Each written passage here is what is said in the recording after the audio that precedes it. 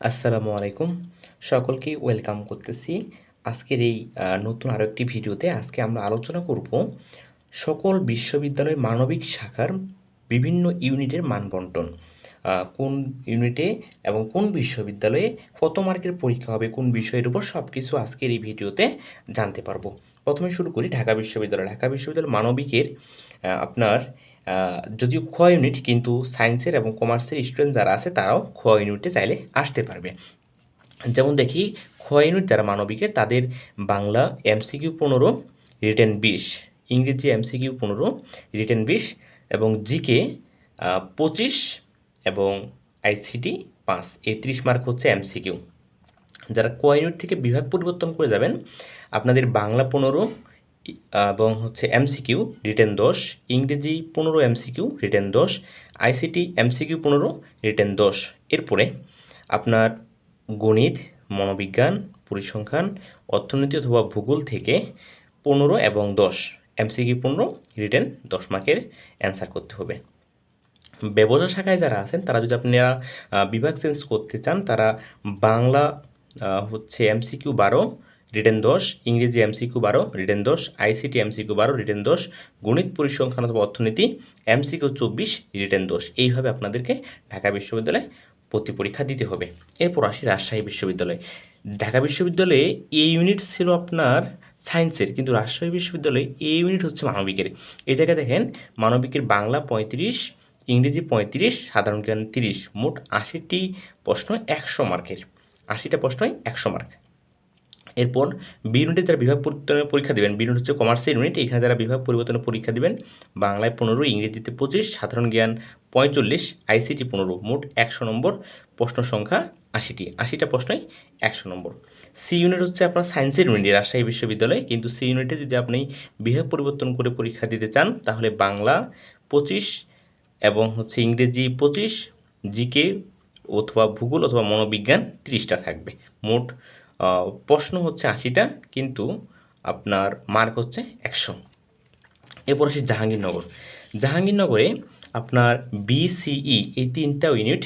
B হচ্ছে বাংলা 30, বাংলা 20, ইংরেজি 20, GK 15, সাধারণ গণিত 20 এবং আপনার আইকিউ 5। এখানে সায়েন্স, আর্টস, কমার্স সবাই পরীক্ষা দিতে পারবে। সি ইউনিট বাংলা 15, ইংরেজি 15, সাধারণ জ্ঞান বিষয়ভিত্তিক, অর্থাৎ ওই ফ্যাকাল্টিতে আপনার মোট 5টা বিষয় আছে, 5 10 50। এইভাবে আপনার পরীক্ষা হবে 50 মার্কের। ই ইউনিটে বিবিএ ইউনিট যেটা ব্যবসা শাখায়, এখানে বাংলা 11, ইংরেজি 15, সাধারণ জ্ঞান 11, সাধারণ গণিত 11, সাধারণ জ্ঞান 15। এইভাবে পরীক্ষা হবে। এরপর আসি চট্টগ্রাম বিশ্ববিদ্যালয়। চট্টগ্রাম বিশ্ববিদ্যালয়ে বি এবং বি1 আছে। বি ইউনিটে বাংলা 35, ইংরেজি 35 এবং সাধারণ জ্ঞান 30। ডি ইউনিট যেটা, ডি ইউনিট হচ্ছে আপনার বিভাগ সেন্সের ইউনিট, বাংলা 30, ইংরেজি 30, আইকিউ 20। এরপরে সাধারণ গণিত পরীক্ষা দিতে পারেন অথবা সাধারণ জ্ঞান অথবা অর্থনীতি 20 মার্কের।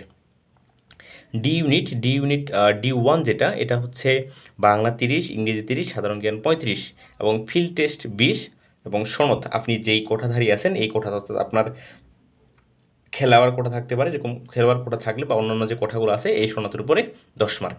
এবং সর্বশেষ গুচ্ছ 24টা বিশ্ববিদ্যালয়, এখানে বাংলায় 35, ইংরেজিতে 35, মৌলিক সাধারণ জ্ঞান 30। একটা বিষয় খেয়াল করে দেখেন, ঢাকা বিশ্ববিদ্যালয় আর এখানে গুচ্ছ, এই 2 বিশ্ববিদ্যালয় বাদ দিয়ে বাকি মোটামুটি রাজশাহী এ ইউনিট, এই 3টা ইউনিট, গুচ্ছ বি, রাজশাহী এ এবং ঢাকা খ, এই 3টা ইউনিট বাদ দিয়ে বাকি সব ইউনিটে কিন্তু আইকিউ আছে।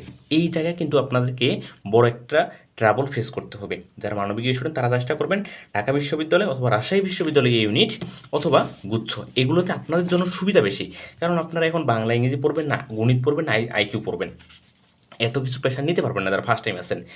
আর যাদের সায়েন্স ব্যাকগ্রাউন্ডে তারা কিন্তু সাধারণ জ্ঞান এবং আপনার সাধারণ জ্ঞান একটু কঠিন হলেও আপনার সাধারণ ম্যাথে কিন্তু তারা এগিয়ে থাকবে। যারা পিওর আর্টসের স্টুডেন্ট তারা চেষ্টা করবেন ঢাকা বিশ্ববিদ্যালয় খ ইউনিট, এখানে শুধু বাংলা ইংরেজিকে, রাজশাহী বিশ্ববিদ্যালয় এ ইউনিট বাংলা ইংরেজিকে এবং গুচ্ছ বি ইউনিট বাংলা ইংরেজিকে। বাকি সবগুলো ইউনিটই কিন্তু আপনার আইকিউ এবং ম্যাথ সলভ করতে হবে, যেটা আপনার জন্য কঠিন।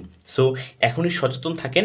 আপনার ঢাকা বি ইউনিট, রাজশাহী এ ইউনিট, এরপর হচ্ছে চট্টগ্রাম বি ইউনিট এবং গুচ্ছ বি ইউনিট, এই 4টা ইউনিটের মধ্যে যেন আপনার চান্স নিশ্চিত হয়। সকলের জন্য শুভকামনা রইল। আজকে ভিডিওটা এখানে শেষ করছি। ধন্যবাদ সবাইকে।